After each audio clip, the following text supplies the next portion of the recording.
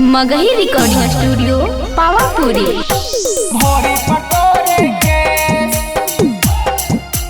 भोरी पटोरे के जब प्याना में ऐसा डरे डीजे विकास छौरी तोपे वाला चीजवा तू देखाबो ही फरेस जब प्याना में ऐसा डरे होटो धोरी पटोरे के सब छौरन के देखा के बढ़ा दे ही तू रेस जब प्याना में ऐसा डरे होटो धोरी पटोरे के छौरी तोपे वाला चीजवा तू देखाबो ही फरेस जब प्याना में ऐसा डरे होटो धोरी पटोरे के मगही रिकॉर्डिंग स्टूडियो पावापुरी।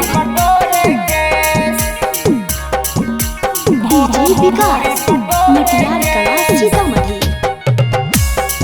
जब प्याना में ऐसा डरे होटो धोरी पटोरे के ऐसन कपड़वा पेन्ह के छौरी घूमो ही शहर बाजारिया के काहे न छौरन के होतई छौरी तोरा पर गंदा नजरिया के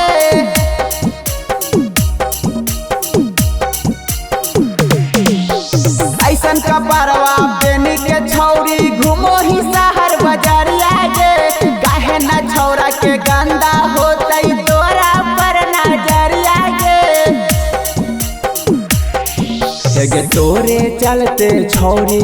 बिगड़ल हा कई पूरा देश जब प्याना में ऐसा डरे हो तो धोरी पटोरे के छौरी तोपे वाला चीजवा तू देखाबो ही फरेस जब प्याना में ऐसा डरे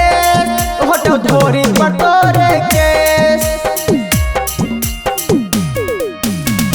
भोरी पटोरे के डीजे विकास मटियार कला सीतामढ़ी। जब प्याना में ऐसा डरे होटो धोरी पटोरे के राइटर सुदामा बोलोगे छौरी औरी बिना सके अभियो से सुधर जो छौरी मानिला हमारा बात लगे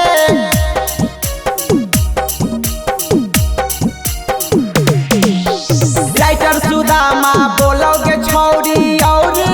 बिना सके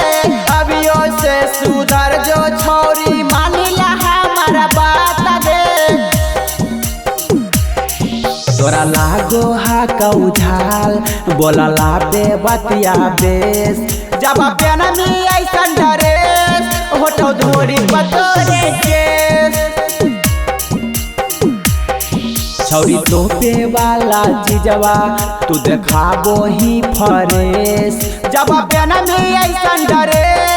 होटो धोरी पटोरे के